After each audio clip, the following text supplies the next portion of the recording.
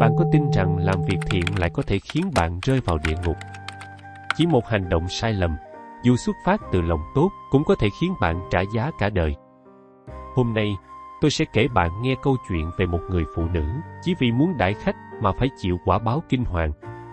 Và quan trọng hơn, tôi sẽ chỉ bạn cách làm việc thiện đúng để không bao giờ rơi vào tình cảnh đó. Hãy cùng khám phá ngay bây giờ. Bạn có bao giờ làm một việc thiện, như bố thí cho người nghèo hay giúp đỡ một người lạ, nhưng sau đó trong lòng lại thấy bất an, như thể có gì đó không đúng? Có lần, tôi chứng kiến một người bạn. Anh ấy hào hứng quyên góp tiền cho một quỹ từ thiện, nhưng rồi phát hiện số tiền ấy bị sử dụng sai mục đích. Lòng tốt của anh ấy, hóa ra lại vô tình tiếp tay cho điều không hay. Đức Phật từng dạy trong Kinh Pháp Cú: tâm dẫn đầu các pháp, tâm làm chủ, tâm tạo tác. Ý định thiện là tốt, nhưng nếu hành động không đúng, quả báo có thể khiến ta giật mình. Hôm nay, tôi sẽ chia sẻ với bạn 3 điều quan trọng. 1. Tại sao làm việc thiện lại có thể dẫn đến quả báo xấu? 2. Cách nhận ra sai lầm để tránh rơi vào vòng xoáy nghiệp quả. Và 3. Bí quyết làm việc thiện đúng cách để tích phước lớn, mang lại bình an cho chính bạn. Bài học nhỏ ngay bây giờ là: lòng tốt cần đi đôi với sự tỉnh thức. Nhưng trước tiên, hãy cùng tôi bước vào một câu chuyện khiến tôi day dứt mãi, để hiểu tại sao lòng tốt đôi khi lại dẫn chúng ta đến địa ngục. Câu chuyện người phụ nữ giết dê. Ngày xưa, ở một ngôi làng nhỏ ven sông miền Trung Việt Nam, có một người phụ nữ tên là bà Hai, nổi tiếng khắp vùng vì lòng hiếu khách. Mỗi ngày, bà luôn chuẩn bị những bữa cơm thật ngon, thật tươm tất để đãi khách, từ người quen đến người lạ, khiến ai cũng quý mến và gọi bà là bà Hai hiếu khách. Nhưng rồi, một ngày nọ, đúng vào ngày rằm, ngày cấm sát sinh theo giới luật Phật giáo, một vị khách quan trọng ghé thăm nhà bà. Chợ đã hết thịt, không còn gì để nấu một bữa ra hồn. Bà Hai đứng ngồi không yên. Vì lòng hiếu khách, bà không muốn để khách ra về với cái bụng đói. Vì thế, bà quyết định giết con dê non mà bà nuôi trong sân, con vật bà chăm bẵm như người bạn nhỏ trong nhà. Chỉ một nhát dao, bà đã có nguyên liệu để nấu món ngon đãi khách. Khách ra về, ai cũng tấm tắc khen bà khéo léo, chu đáo. Nhưng bà Hai đâu ngờ, chỉ một hành động ấy đã gieo mầm cho một quả báo kinh hoàng. Sau khi qua đời, bà Hai rơi vào địa ngục, chịu khổ đau qua vô số kiếp. Và mỗi khi được tái sinh làm người, cuộc đời bà ngắn ngủi, luôn bị cắt đứt bởi cái chết yểu, như một vòng xoáy không lối thoát. Tại sao lại như vậy? Đức Phật dạy trong Kinh Tăng Chi Bộ: người sát sinh, dù chỉ một sinh vật nhỏ bé, cũng tạo nghiệp nặng, vì đã tước đi mạng sống. Bà Hai có ý định thiện, muốn tiếp đãi khách, một giá trị đẹp trong văn hóa Việt Nam. Nhưng hành động sát sinh, nhất là vào ngày giới luật, đã tạo ra ác nghiệp vượt xa phước từ lòng hiếu khách của bà. Tôi từng nghe một câu chuyện tương tự ở làng tôi. Một người hàng xóm vì muốn giúp bạn đã nói dối để che giấu lỗi lầm của họ. Lòng tốt là có, nhưng lời nói dối ấy lại gây ra tổn thương cho nhiều người khác. Bài học nhỏ ở đây là lòng tốt không đủ nếu hành động của bạn gây hại, dù chỉ là vô tình. Nhưng làm sao để biết được hành động thiện của chúng ta sẽ mang lại phước hay đẩy ta vào vòng xoáy nghiệp quả? Hãy cùng tôi tìm hiểu ngay sau đây.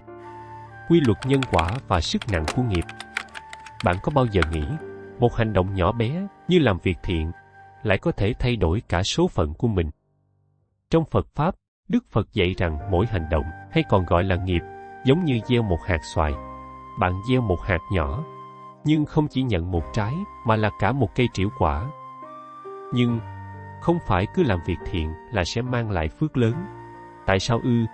Vì sức nặng của nghiệp phụ thuộc vào ý định và hành động của bạn. Hãy tưởng tượng nhé, một người mang tiền bố thí cho người nghèo, một việc thiện đúng không? Nhưng nếu số tiền ấy đến từ việc làm ăn bất hợp pháp như lừa đảo hay trộm cắp, thì ác nghiệp từ hành động sai trái đó sẽ lấn át hoàn toàn phước từ việc bố thí. Một phần phước, nhưng cả thúng địa ngục. Tôi từng biết một trường hợp ở quê tôi. Một anh bạn, vì muốn giúp em trai đỗ kỳ thi quan trọng, đã đưa đáp án gian lận. Anh ấy nghĩ mình đang làm việc thiện, giúp em mình có tương lai tốt hơn. Nhưng kết quả, cả hai bị phát hiện, em trai bị hủy bài thi, còn anh ấy mang tiếng xấu suốt nhiều năm. Lòng tốt, nhưng hậu quả thì thật đau lòng. Đức Phật dạy trong Kinh Tăng Chi Bộ: người gây tổn hại, dù chỉ là một sinh vật nhỏ bé, cũng tạo nghiệp nặng, vì đã lấy đi niềm an vui của kẻ khác. Sai lầm lớn mà nhiều người mắc phải khi làm việc thiện là gì? Là nghĩ rằng một hành động thiện sẽ xóa sạch mọi lỗi lầm trước đó. Không đâu, mỗi nghiệp đều có quả riêng, và ác nghiệp như sát sinh, nói dối hay trộm cắp thường nặng hơn rất nhiều, vì chúng gây tổn thương trực tiếp. Một sai lầm khác là không kiểm tra ý định, hay còn gọi là si tình, trước khi làm việc thiện. Bạn có từng làm điều gì đó vì lòng tốt, nhưng sâu thẳm là vì danh tiếng hay sự công nhận? Nếu có, phước của bạn sẽ rất nhỏ. Bài học nhỏ ở đây là làm việc thiện không chỉ cần lòng tốt, mà còn cần trí tuệ để cân nhắc hành động của mình.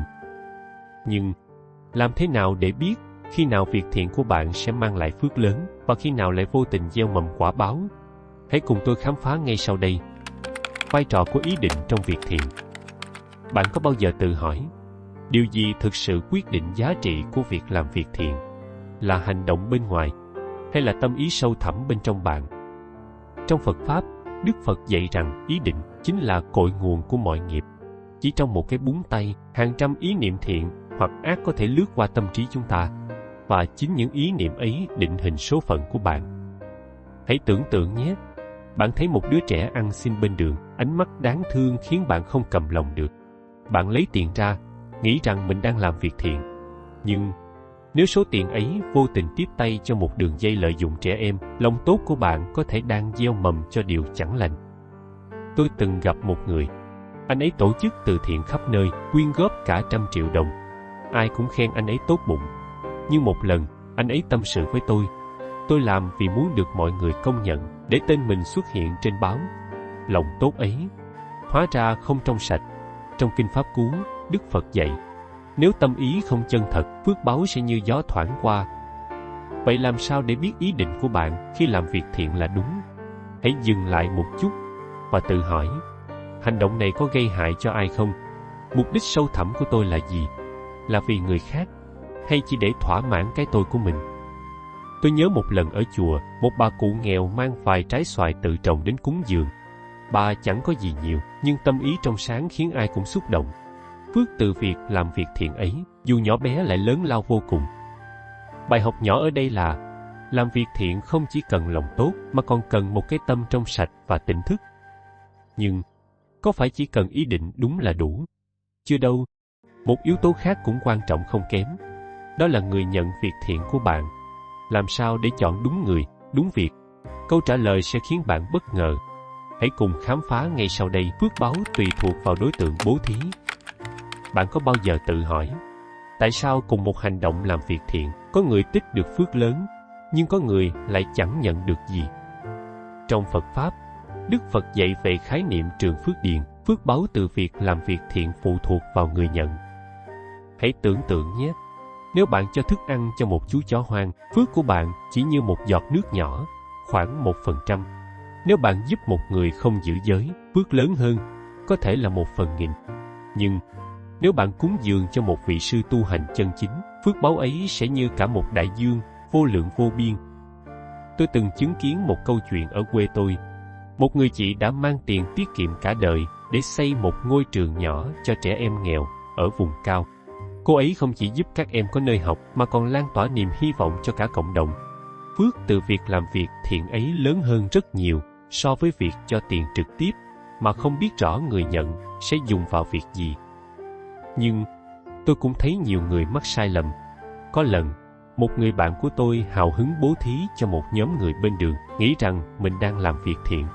Sau đó anh ấy bàng hoàng khi biết số tiền ấy bị dùng để mua rượu, đánh bạc. Lòng tốt của anh vô tình tiếp tay cho điều không hay. Trong Kinh Tương Ưng Bộ, Đức Phật dạy, bố thí với tâm trong sạch, đến đúng người, đúng thời điểm, sẽ mang lại phước báu như mưa đổ xuống đồng. Vậy làm sao để làm việc thiện đúng cách? Hãy ghi nhớ 2 điều. 1. Chọn đúng đối tượng, người thực sự cần, tổ chức từ thiện uy tín, hoặc những vị tu hành chân chính. 2. Đảm bảo nguồn tiền hay vật phẩm bạn bố thí là trong sạch, hợp pháp. Một đồng tiền không trong sạch, dù dùng để làm việc thiện, cũng có thể gieo mầm quả báo. Bài học nhỏ ở đây là làm việc thiện không chỉ cần tâm ý tốt mà còn cần sự tỉnh thức để chọn đúng người, đúng việc. Nhưng liệu chỉ chọn đúng đối tượng là đủ? Chưa đâu. Có một bí mật cuối cùng. sẽ giúp bạn làm việc thiện mà không lo rơi vào vòng xoáy nghiệp quả. Bạn sẽ bất ngờ khi biết nó là gì. Hãy cùng khám phá ngay sau đây. Cách làm việc thiện. Làm thế nào để làm việc thiện mà không lo rơi vào vòng xoáy nghiệp quả? Tôi xin chia sẻ 4 bước đơn giản nhưng vô cùng quan trọng. Kiểm tra tâm ý, hãy tự hỏi. Tôi làm việc thiện này vì lòng tốt thực sự hay vì muốn được khen ngợi? Đánh giá hành động. Hành động này có vô tình gây hại cho ai không, dù là một con vật nhỏ bé hay một người xa lạ? Chọn đúng người nhận. Hãy ưu tiên giúp những người thực sự cần, như người nghèo khổ, hoặc cúng dường cho chùa, cho những vị tu hành chân chính để lan tỏa giáo pháp. Và 4. Thực hành chánh niệm. Hãy suy nghĩ kỹ trước mỗi việc làm, giữ 5 giới để trái tim bạn luôn trong sạch, tránh ác nghiệp. Tôi từng nghe một câu chuyện đẹp ở miền Tây. Một anh nông dân nghèo, dù chẳng dư dả, đã góp tiền xây một giếng nước sạch cho làng. Mỗi lần thấy trẻ em trong làng uống nước trong lành, anh ấy mỉm cười, lòng nhẹ nhàng như được tắm trong ánh sáng phước báu. Hay như một cô bạn của tôi, cô ấy quyết định bố thí thức ăn chay mỗi tháng, không sát sinh, không gây tổn thương. Phước báu từ việc làm việc thiện ấy không chỉ mang lại niềm vui mà còn giúp cô ấy sống an nhiên hơn mỗi ngày. Trong Kinh Pháp Cú, Đức Phật dạy, như bóng theo hình, thiện nghiệp sẽ mang lại an lạc, ác nghiệp sẽ dẫn đến khổ đau. Bài học hôm nay là làm việc thiện đúng cách, với tâm trong sạch, hành động đúng đắn và chọn đúng người sẽ mở ra cánh cửa phước báu, mang lại hạnh phúc và bình an cho chính bạn. Nhưng chỉ một sai lầm nhỏ cũng có thể đẩy bạn vào vòng xoáy quả báo. Vậy bạn thì sao? Bạn đã từng làm việc thiện nào khiến lòng mình nhẹ nhàng, hay từng gặp sai lầm nào khiến bạn day dứt? Hãy chia sẻ câu chuyện của bạn ngay trong phần bình luận. Tôi rất muốn nghe. Và đừng quên nhấn nút đăng ký kênh để không bỏ lỡ những bài học Phật Pháp thực tiễn như thế này. Đặc biệt, video tiếp theo sẽ bật mí cách sám hối để hóa giải ác nghiệp, một bí mật bạn chắc chắn không muốn bỏ qua. Cùng hẹn gặp lại nhé!